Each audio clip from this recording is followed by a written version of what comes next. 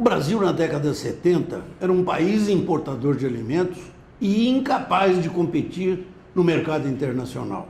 A Embrapa foi, sem dúvida, a grande mudança que a agricultura brasileira teve.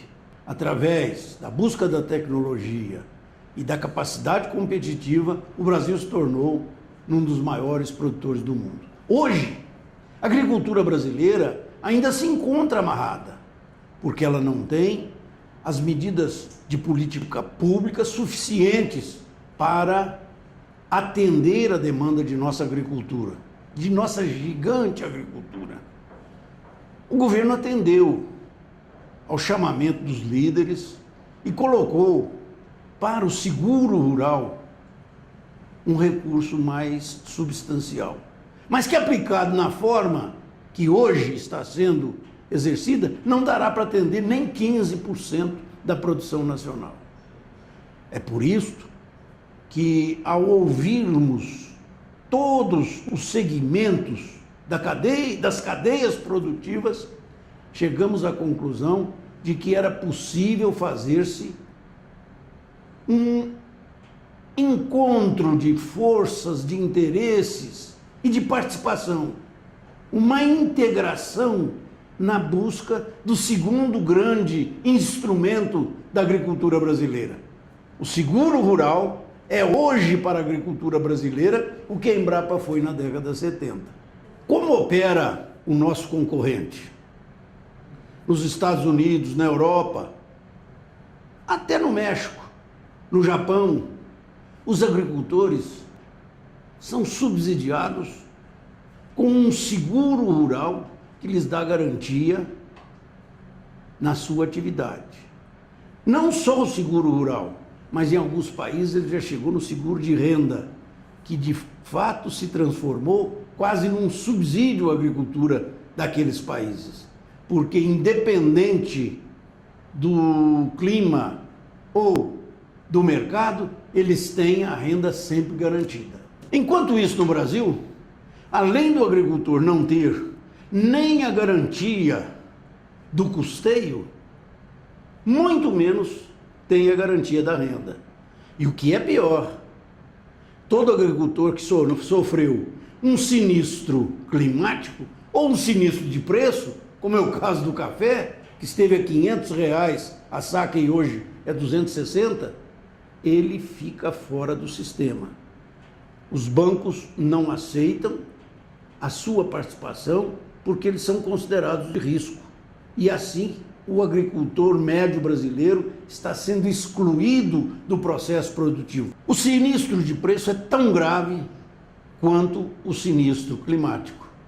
Ele, quando acontece, prejudica mais ao grupo de produtores daquela cadeia produtiva. Com a volta do seguro, nós temos certeza que ele vai ser reincorporado na busca de melhor atividade agrícola, com todas as regras e recomendações de uma tecnologia nova, de insumos, de sementes, de fertilizantes, de tratos culturais, de máquinas, e volta a participar do processo produtivo, porque os bancos sabem que com o seguro ele tem risco zero.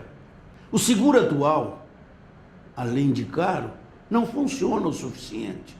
Quando se gastou 140 milhões de reais no ano passado, só se atingiu a 2,4% da área produtiva.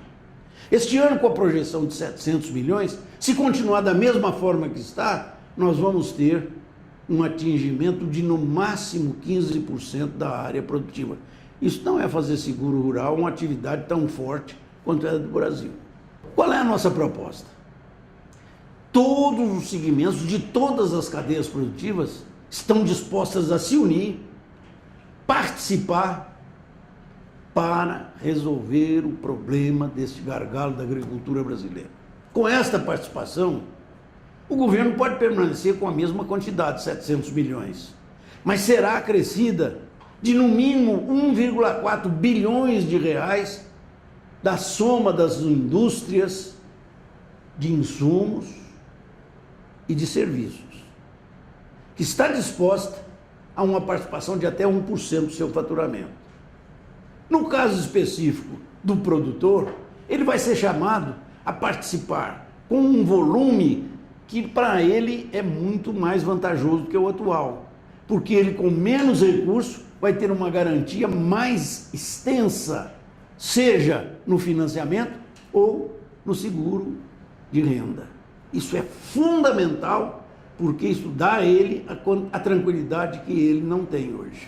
Essas 4 fontes unidas daria ao país ainda neste ano uma quantia de 3 bilhões e 400 milhões de reais, suficientes à implantação de um seguro muito mais generalizado e universalizado.